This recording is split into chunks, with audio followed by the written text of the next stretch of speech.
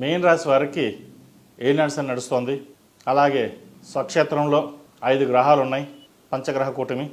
వీరు కొన్ని శాంతులు చేసుకోవాలి. అఘోర పాశుపత హోమం, అలాగే 8 శనివారాలు శనికి తైలాభిషేకం చేయించడం, ముఖ్యంగా చండీ హోమం చేయించుకోవడం చెప్పదగిన సూచన. రావాల్సిన ధనం సకాలంలో చేతికి రాక అప్పులు పాలవలసిన పరిస్థితి గోచరిస్తోంది.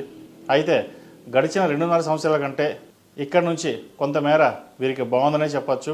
స్వక్షేత్రంలో శని సంచారం కొంత ఊరటనిస్తుంది. వీళ్ళకి దూర ప్రాంత ప్రయాణాలు చేయవలసిన పరిస్థితి కూడా గోచరిస్తోంది. ప్రయాణాల విషయంలో జాగ్రత్తలు తీసుకోవాలి. ఎప్పటి నుంచో వివాహ ప్రయత్నాలు చేస్తున్న వారికి మంచి సంబంధం కుదురుతుంది. సంతానపరంగా చాలా బాగుంది, మంచి అభివృద్ధి పదంలోకి వస్తారు. జ్యేష్ఠ సంతానం యొక్క అభివృద్ధి చాలా బాగుంటుంది. ప్రభుత్వ ఉద్యోగ పరంగా కావచ్చు, ప్రైవేట్ సంస్థలో కావచ్చు, మంచి పేరు ప్రఖ్యాతలు తెచ్చుకుంటారు. విదేశీ యానం చేసే అవకాశాలు గోచరిస్తోంది.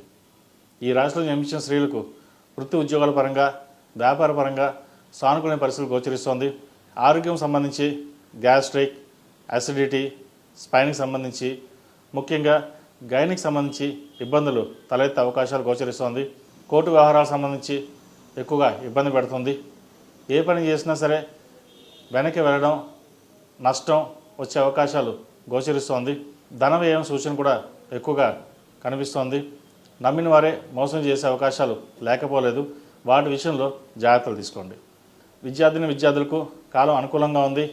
విదేశీ ప్రయాణాలు చేసేవారికి, వైద్య వృత్తిలో ఉన్నవారికి సానుకూల ఫలితాలు గోచరిస్తోంది.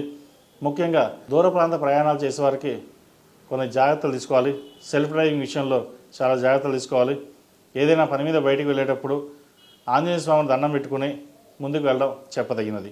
ఈ రాశివారు ప్రతిరోజు ప్రతినిత్యం దుర్గా స్తోత్రాన్ని పఠించినట్లయితే మరిన్ని మంచి ఫలితాలు ఉంటాయి. ఇంట్లో కానీ ఆఫీస్లో కానీ హనుమాన్ చాలీసా వినండి. నరదిష్టి ఏమైనా ఉంటే తొలగిపోతుంది. ఈ రాశిలో జన్మించిన వారికి కలిసి వచ్చే సంఖ్య 8, కలిసి వచ్చే రంగు వైట్. ఏదైనా పని మీద బయటికి వెళ్ళేటప్పుడు ఆదివారం కానీ గురువారం నాడు కానీ వెళ్ళండి. మంచి ఫలితాలు సంప్రాప్తిస్తాయి.